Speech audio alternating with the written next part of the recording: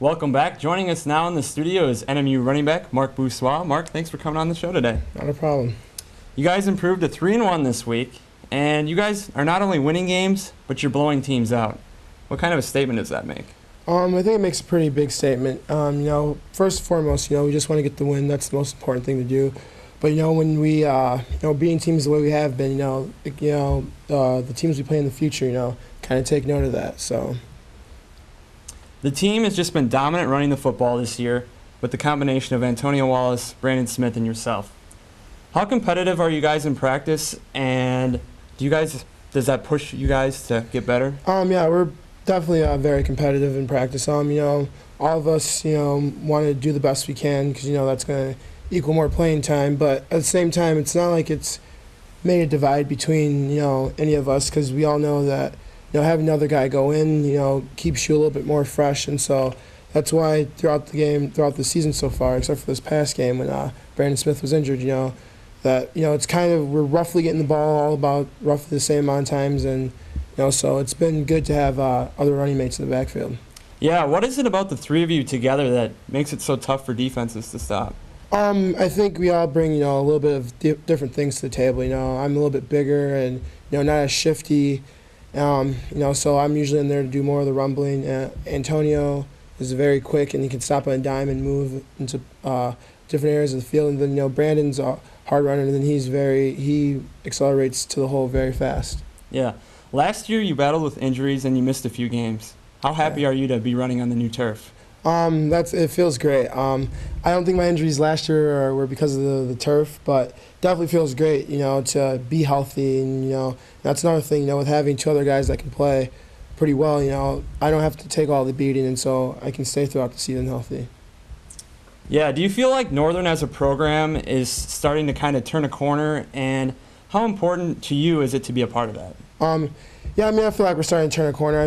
But at the same time, like those of us in the team keep saying, we haven't turned the corner yet. We're 4 games into the season, so we still have a lot of work to do. And definitely, I feel great, being a part of this. I was here for some rough days. I went through a 2-8 season the first year I played, and a 4-6 season, and then 2-8 season again. So I'm definitely excited, to be a part of this. Yeah. 2 weeks ago, we had Nathan Yelk on the show, and I asked him what his most memorable game was, and he said the Michigan Tech game 2 years ago. Which game sticks out to you as the most memorable? That's a good question. I'd have to agree with him, either the game 2 years ago against Michigan Tech or this year against Michigan Tech. There's nothing better than beating your rival decisively and their place, and you always want to win in front of your home fans, but it definitely feels great to go on the road and beat Tech as badly as we did up there. So I might have to be leaning a little bit towards the game this year against Michigan Tech. Well, next week you guys hit the road for a big matchup with Saginaw Valley. Now, this is a very important game in the conference. Both of you guys are 3-1 in the conference. What do you guys need to do to pull out a victory? Just keep doing much of the same we've been doing. Let's just do what we have been to keep that winning formula going. The defense has been playing amazing.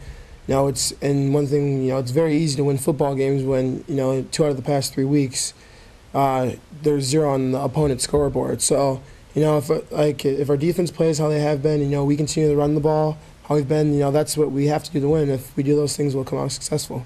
Well, Mark, we really appreciate you coming on the show today. Best of luck the rest of the way. All right, thank you. That's running back Mark Bossuah. All right, we're going to take another break, and when we come back, Brice and I will recap the women's soccer action.